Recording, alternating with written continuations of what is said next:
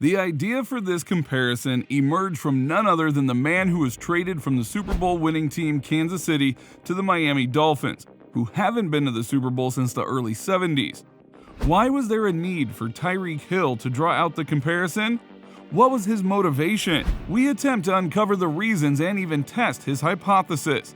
Are the Miami Dolphins at 2022 better than the Super Bowl winning Chiefs team at 2019?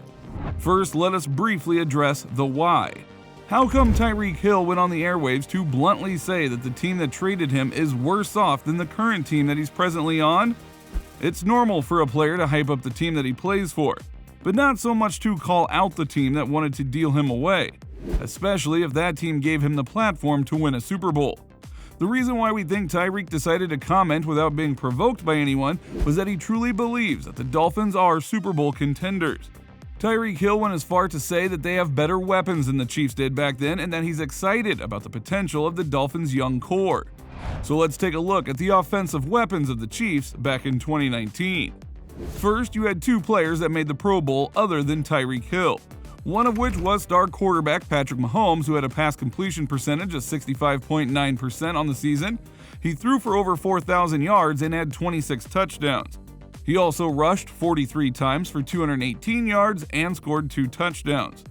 Those are some elite level numbers at the quarterback position, especially for someone who is in his second year in the NFL.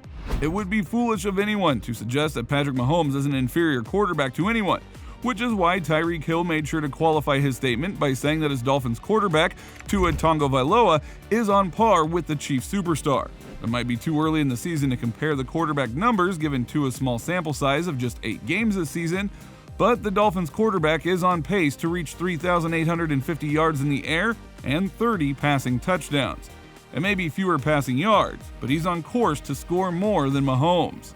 Still, the two quarterbacks might be equal in terms of feeding Hill the ball, as Mahomes targeted Tyreek 89 times in the 12 games he featured, whereas Tagovailoa has already targeted Hill 84 times, with a handful of games still left in the season. There is something to be said about the volume that Hill is receiving in Miami as opposed to when he was with the Chiefs.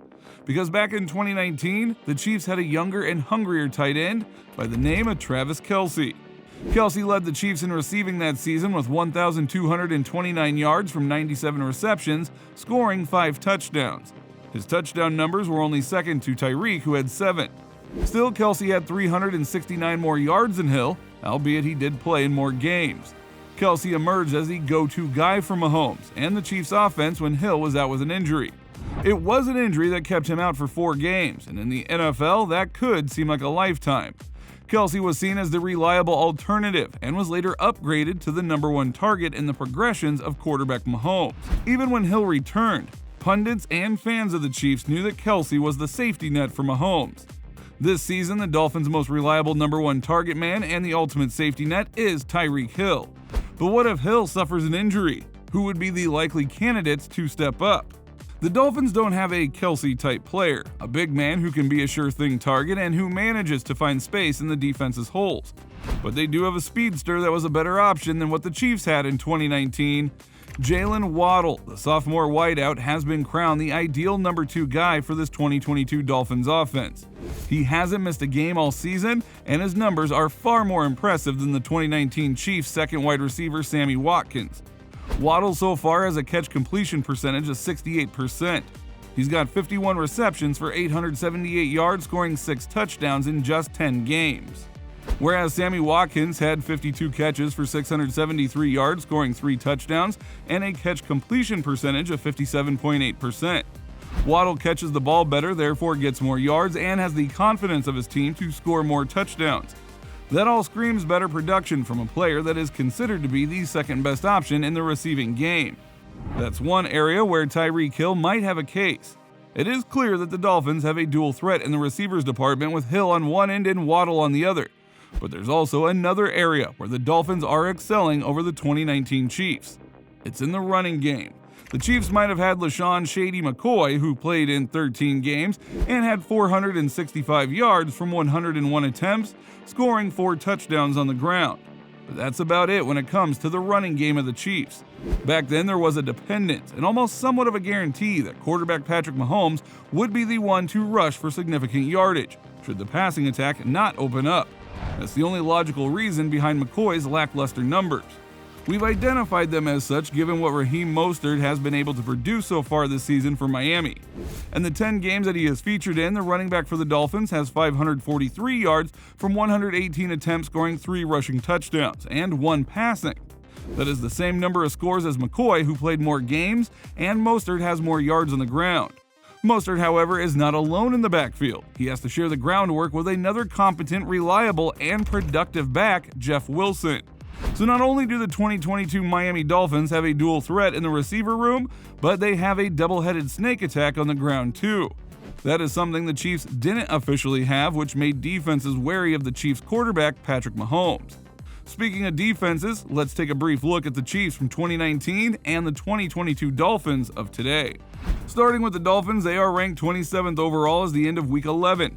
They have allowed teams to score 12 touchdowns on the ground, which is the 6th most in the league. They have also given up 16 touchdowns in the air, which is tied for 4th most in the league. The Dolphins give their opponents room to score, which is sort of the same philosophy as the Chiefs had back in 2019. The Chiefs gave up 21 touchdowns in the air and 14 on the ground, which is a lot from a team that won the Super Bowl. Given those stats, it is fair to say that the Chiefs, albeit with a leaky defense, were slightly better than the Dolphins, given that Miami has 7 more games to go and would likely concede more touchdowns. But this strategy of conceding and outscoring plays into the hands of the Dolphins and head coach Mike McDaniel. Tyreek Hill praised McDaniel's play calling and efficiency in a statement he made about the Dolphins being just as good, if not better, than his former team. And why wouldn't he? Hill is the focal point of the offense as he's seen the most targets, has gained the most yards, and is on his way to another Pro Bowl selection. Tyreek Hill's stats have drastically improved since moving from the Chiefs because he has managed to stay healthy, and he happens to be a true Hall of Fame type receiver. He is fast, he can catch, and has the personality to be a vocal leader in the locker room. Here are his stats this season compared to when he was with the Chiefs. As a Dolphin in 10 games, Hill has a catch completion percentage of 76.4%, 1,148 yards from 81 receptions, and 4 touchdowns. In 2019, Hill played in 12 games and had a catch completion percentage of 65.2% from 58 receptions for 860 yards and 7 touchdowns.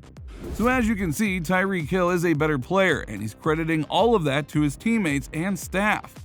But does a better Tyreek Hill translate into a better team?